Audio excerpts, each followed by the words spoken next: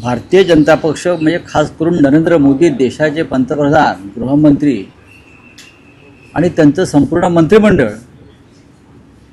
हे 365 दिवस निवडणुकीचीच प्रॅक्टिस करत असतात. या देशामध्ये इतर काही प्रश्न आहेत, विकासाचे प्रश्न आहेत, रोजगाराचे प्रश्न आहेत, सुरक्षेचे प्रश्न आहेत, महिलांच्या सुरक्षेचे प्रश्न आहेत, हे त्यांच्या खिचगणतीत नाही. 365 दिवस रोज निवडणुका कशा लढायच्या आणि कशा जिंकता येतील यावरच त्यांचं काम चाललेलं असतं. देशाचे प्रधानमंत्री, इतका मोठा देश, जगामध्ये इतक्या घडामोडी सुरू आहेत आणि देशाचे पंतप्रधान 5 राज्याच्या निवडणुकामध्ये 2 महिने स्वतःला झोकून देतात. गृहमंत्री 20-20 दिवस जाऊन पश्चिम बंगालमध्ये राहतात. संपूर्ण सत्ता, पैसा याचा वापर केला जातो. त्याच्यामुळे कोण निवडणुका जिंकला आणि कोण निवडणुका हरलं याबाबत ह्या निवडणुकीत चर्चाच होऊ शकत नाही. अशा प्रकारच्या निवडणुकांमध्ये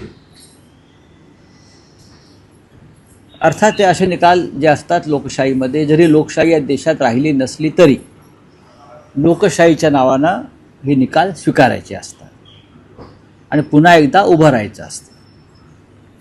पश्चिम बंगालमध्ये आणि तामिळनाडूमधला पराभव हा देशासाठी असं म्हणतो मी आणि लोकशाहीसाठी धोक्याची घंटा आहे.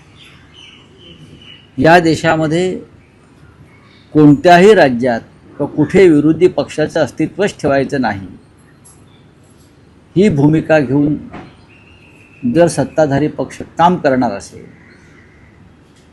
तर निवडणुका लढायलाच नको यापुढे विरोधी पक्षांना. लाखो मतदार कापले जातात